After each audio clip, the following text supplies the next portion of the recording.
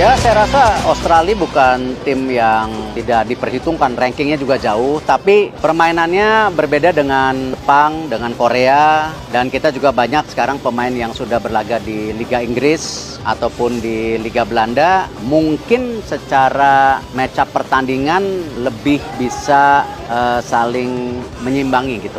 Kalau Jepang kemarin kita lihat sistem permainan luar biasa, disiplin segala di segala lini. Kembali saya bilang sama tim, jangan berpuas diri, sudah 16 besar, terus udah, ya enggak lah. Kembali kita harus kasih yang terbaik, siapa tahu ya ada kejutan-kejutan dari Indonesia. Dan kita kalau ngeliat sejarah kita di tahun 2009-2010, kita sama Australia pernah draw, pernah kalah 1-0. Ini kan tahun 2023, masa nggak maju-maju gitu, iya kan?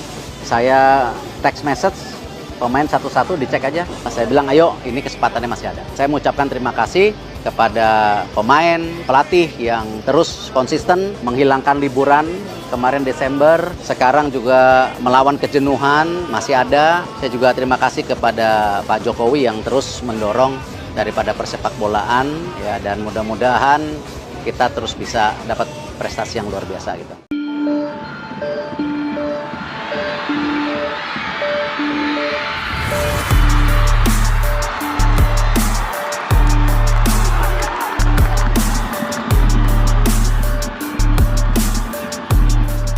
Sumarji, manajer Timnas Indonesia, untuk bercerita lebih banyak soal sejarah yang dicetak oleh Timnas Indonesia di Piala Asia 2023 ini. Pak Sumarji, apa kabar Pak? Alhamdulillah, baik semua.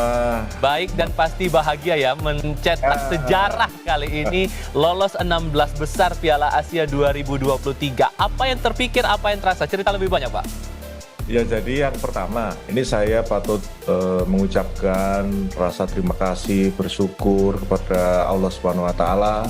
Terlebih saya tentunya berterima kasih kepada seluruh masyarakat Indonesia, di mana keberhasilan dan kita Timnas Indonesia bisa lolos ke 16 besar itu yang pasti adalah berkat doa seluruh warga Indonesia.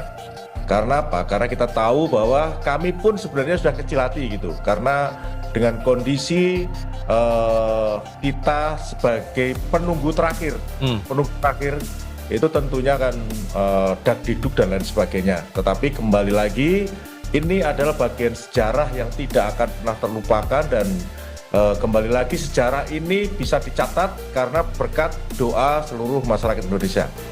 Ada hal menarik. Setelah Indonesia resmi menembus babak 16 besar, hal itu terjadi berkat kerja keras Kirgistan yang berjuang menyamakan kedudukan, dengan hasil skor akhir 1-1. Dan inilah sosok idola baru bagi jutaan netizen Indonesia. Dia bernama Kojo Jol, berkat perjuangannya yang diakhiri dengan selebrasi siu ciri khas Cristiano Ronaldo yang notabene basis dari penggemar terbesar di Indonesia. Setelah peluit pertandingan berbunyi dengan hasil skor 1-1. Instagram Kojo Jol langsung digeruduk jutaan netizen Indonesia. Masyarakat Indonesia sangat respek atas perjuangan Kojo Jol. Berkat satu gol tunggalnya, Indonesia resmi menembus babak 16 besar Piala Asia yang sudah menunggu selama hampir 17 tahun lamanya. Dan hal ini tercatat di histori perjalanan sepak bola Indonesia. Ini menjadi sejarah baru Indonesia. Nama Kojo Jol bakal dikenang di Indonesia. Setelah peluit berakhir, berbarengan dengan itu, Indonesia resmi lolos 16 besar. Dari malam itu hingga keesokan harinya, akun Instagram pribadi Kojo Jol langsung diserbu netizen Indonesia. Semua berdesakan mengfollow serta turut memberikan komentar positif untuk Kojo Jol. Sintayong sempat memberikan pernyataannya setelah mengetahui Timnas Indonesia resmi lolos babak 16 besar. Saya sangat bahagia, walaupun 1 kali menang dan 2 kali kalah. Setiap pertandingan para pemain bekerja keras dengan penuh percaya diri. Itu yang mungkin membuahkan hasil saat ini, kata Sintayong dalam keterangan pers yang diterima tim MNC Portal Indonesia. Tanpa kerja keras, Tuhan Yang Maha Kuasa pasti tidak akan kasih kesempatan ini.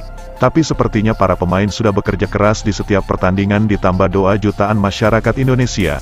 Ungkapan pelatih 53 tahun tersebut. Hal itu semakin menegaskan, dalam sepak bola tidak ada yang mustahil. Sesuai apa yang sudah disampaikan Sintayong sebelumnya, semua bisa terjadi dalam sepak bola, bahkan bukan tidak mungkin. Indonesia bisa saja menembus 8 besar bahkan lebih dari itu.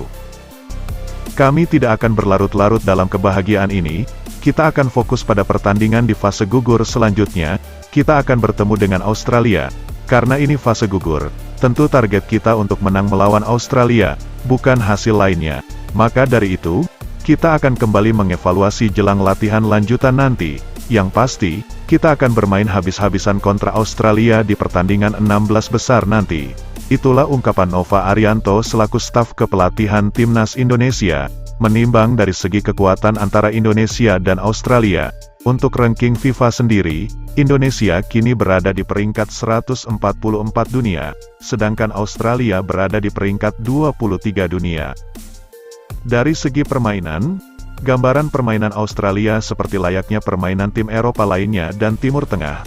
Permainan efektif namun tidak dengan tempo yang cepat. Secara keseluruhan, tentu permainan Australia, kualitas masih di bawah Jepang, Jepang dengan permainan efektif dengan tempo cepat.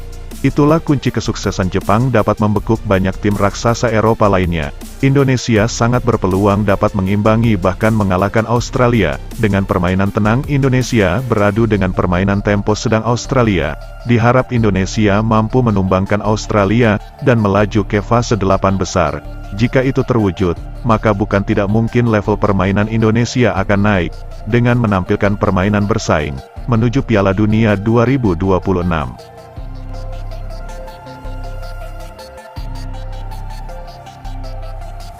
Sebetulnya sejak dipegang Sintayong jauh sebelum ini kan Timnas Indonesia itu meningkat penampilannya dalam arti bagaimana mereka bermain dan macam-macamnya itu terus meningkat.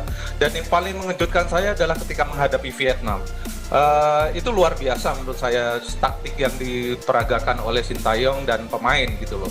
Nah, yang saya mau bilang tadi khawatir itu bukan soal lawan Australia. Kalau lawan Australia malah saya yakin Indonesia bisa menang bahkan ke quarter final. Karena Australianya biasa-biasa aja menurut saya dan kalau kita lihat setara lah kualifikasinya dengan pemain-pemain Indonesia dan keterampilannya gitu loh. Mungkin kalau lawan Jepang agak jauh ya. Kalau lawan Australia deket-deket aja Indonesia bisa menang. Kekhawatiran saya adalah saya kan menggeluti sepak bola di PSSI udah 30 tahun lebih ya.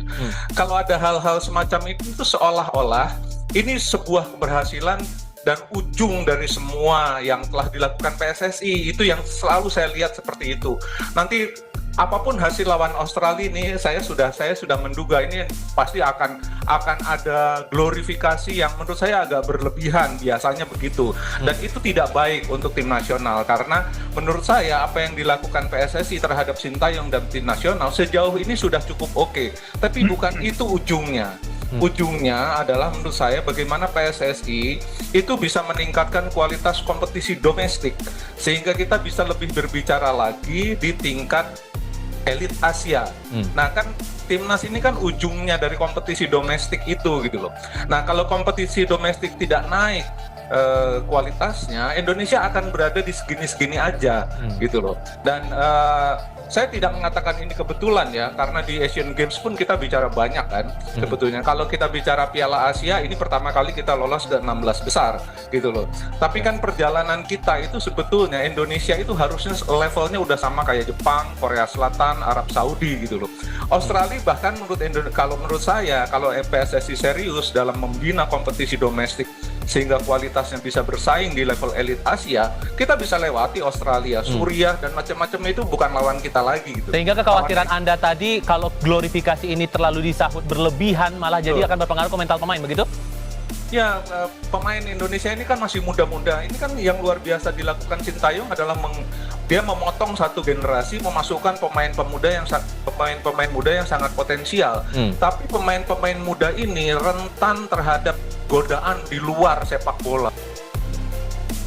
Sintayong melalui Nova Arianto akan menampilkan permainan lepas, menyerang, high pressing, dengan skema permainan yang cepat. Dengan permainan seperti itu, tentu akan menguras tenaga besar.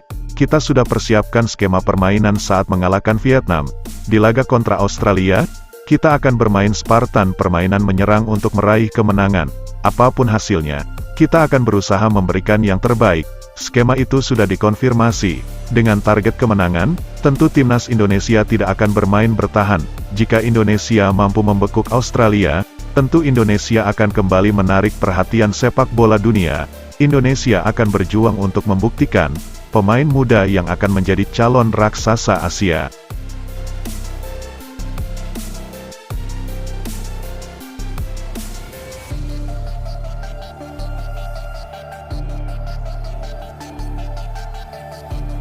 Sebelum meninggalkan tayangan ini, silakan Anda subscribe channel ini, agar Anda tidak ketinggalan semua berita serta jadwal pertandingan terbaru Timnas Indonesia.